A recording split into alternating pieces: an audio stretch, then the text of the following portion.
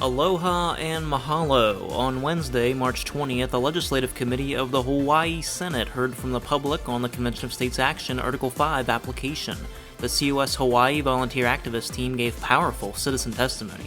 How can we simultaneously say we love our children while betraying their generation and the generations yet unborn? I'm afraid for my children, my grandchildren, my great-grandchildren, that they will end paying a debt they didn't ask for. I'm afraid for parents losing their rights to what their children are being taught in school and being threatened with persecution.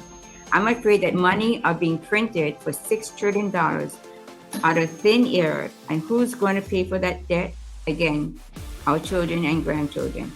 My fears are not imaginary, they are real. In an astounding victory, the committee voted to advance the resolution with strong bipartisan support from legislators. They specifically cited the overwhelming public support for our resolution.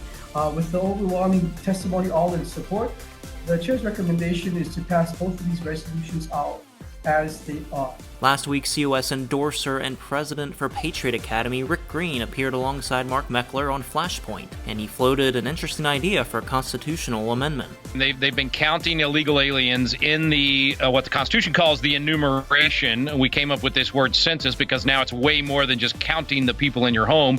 It should just be counting the citizens in your home so that you decide how many congressional seats Texas gets, how many California gets, how many each of the other states get. They've used the illegal aliens in the sanctuary cities to run up the numbers so that you have more people, not citizens, but more people, let's say in Los Angeles, so they get more congressional seats. What does that do? That gives them more power in Washington, D.C. So I'm a big advocate of a constitutional amendment to clearly define that the enumeration is only American citizens, not illegal aliens, not legal aliens, not anyone that's not a citizen.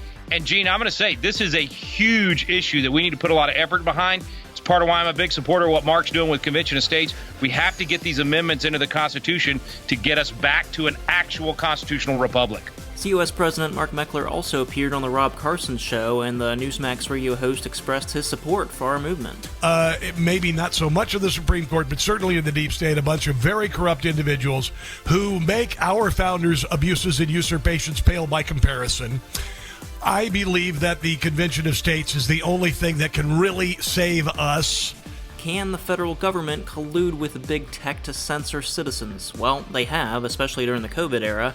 However, the Supreme Court made waves last week as it considers Murphy v. Missouri. My biggest concern is that your view has the First Amendment hamstringing the government in significant ways in the most important time periods. COS Foundation co-founder Michael Ferris appeared on Crossroads to share why he filed an amicus brief in the case. The brief that I filed for NRB in this case argued that the Fifth Circuit got a good start, but they didn't go far enough. They had argued in the Fifth Circuit, the court did, that the government coerced some agencies in some particular instances. The White House was engaged in actual coercion. Dr. Fauci was engaged in actual coercion. But other agencies, like the State Department, were engaged more in suggestions that the Twitter and Facebook and other platforms should suppress speech, but they didn't really coerce them. My argument was that the First Amendment does not permit the government to ever even suggest that somebody else's speech should be suppressed. You can watch that entire interview at conventionofstates.com/crossroads. The 34 Ready bill that our team is supporting in Missouri, SB 1310, passed the Senate Committee on Rules, Joint Rules, Resolutions, and Ethics. With the support of the COS Oklahoma team and its partnership with Heritage Action, an election integrity bill passed the Oklahoma House by a vote of 63-16.